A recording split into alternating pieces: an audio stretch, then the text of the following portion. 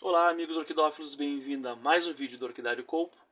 Alguns meses atrás, em algum vídeo antigo, está aqui no card, eu mostrei no meu sítio alguns tipos de tronco.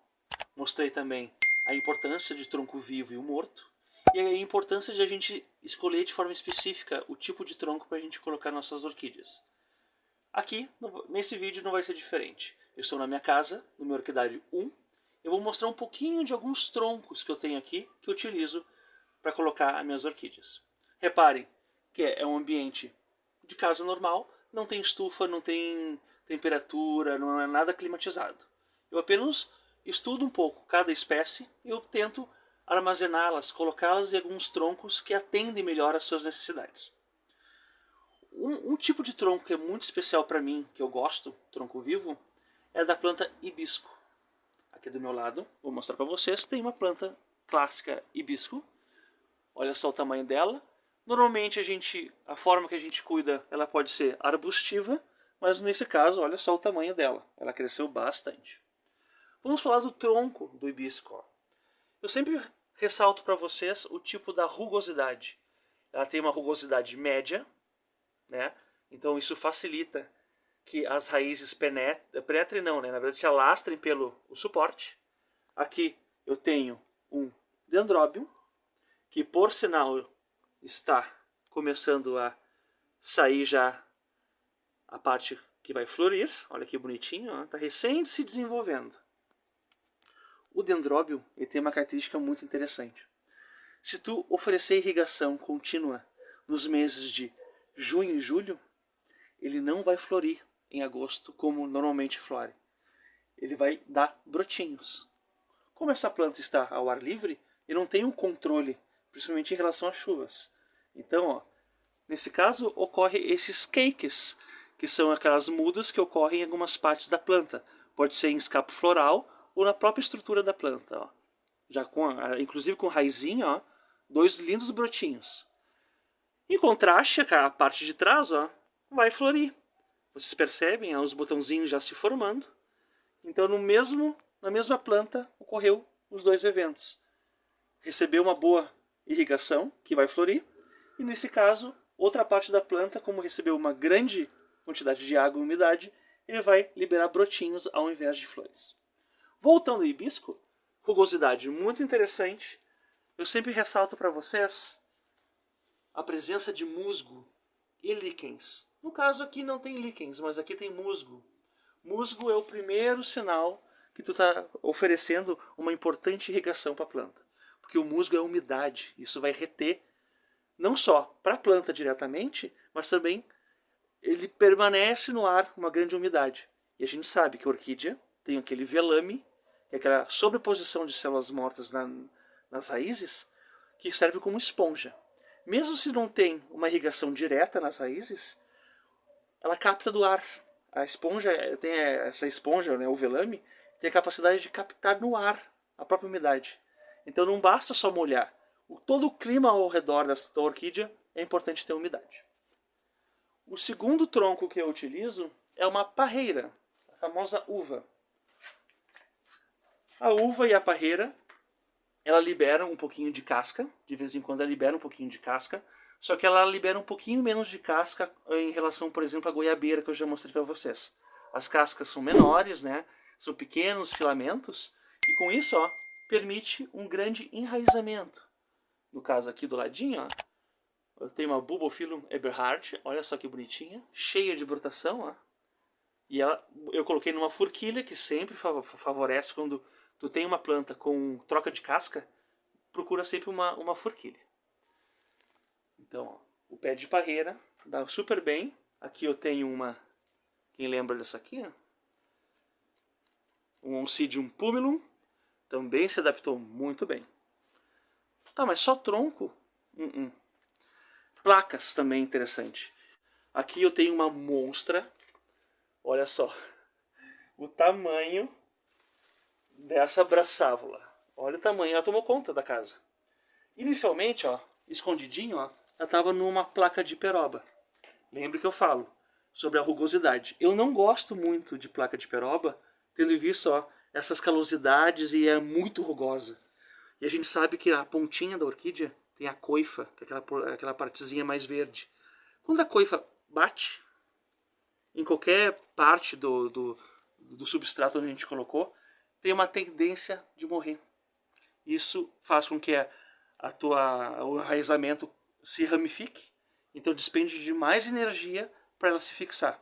O ideal, então, seria uma rugosidade mínima, Mas, olha só, essa aqui não está nem aí. Ela tomou conta de tudo. E quem diz que parede não serve para enraizamento? Olha o que aconteceu com a minha parede. Aqui, muita raiz saindo.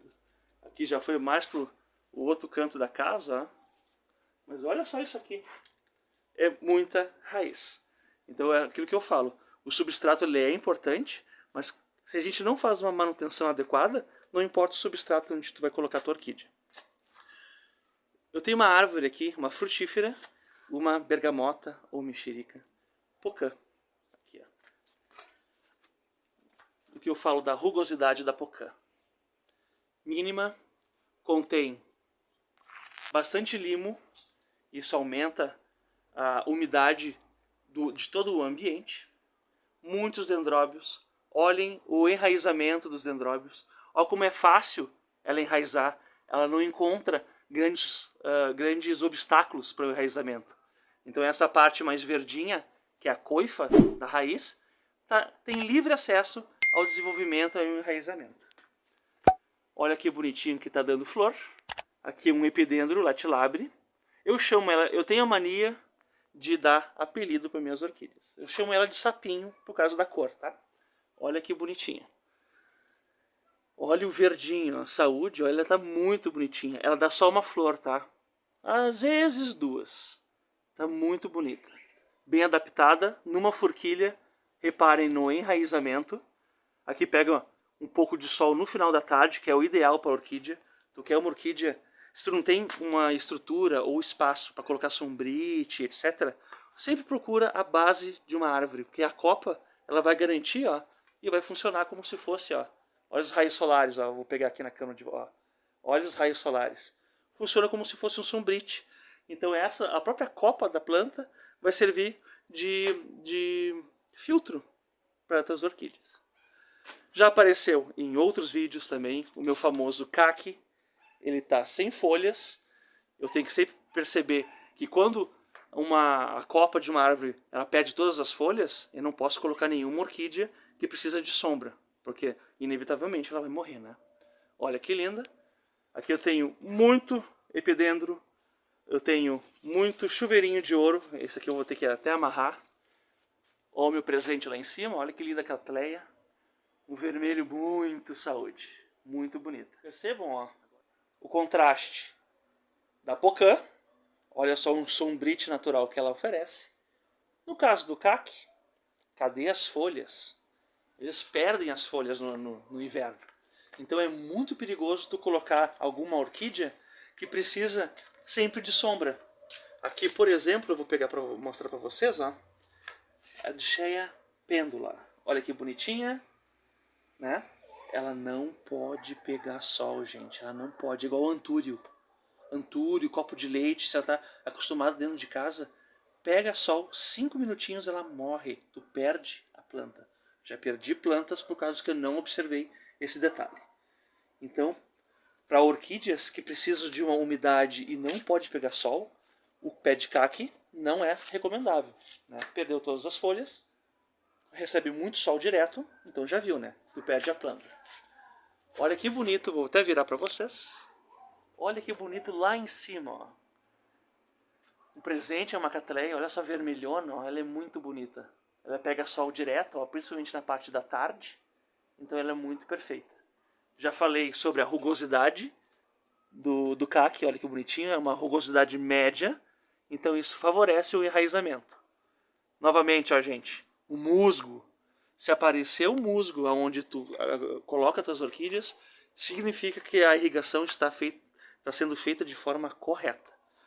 Musgo molha, a água escorre e a orquídea pode respirar suas raízes. Falei um pouquinho da bergamota pocã. E aqui eu tenho uma laranjeira.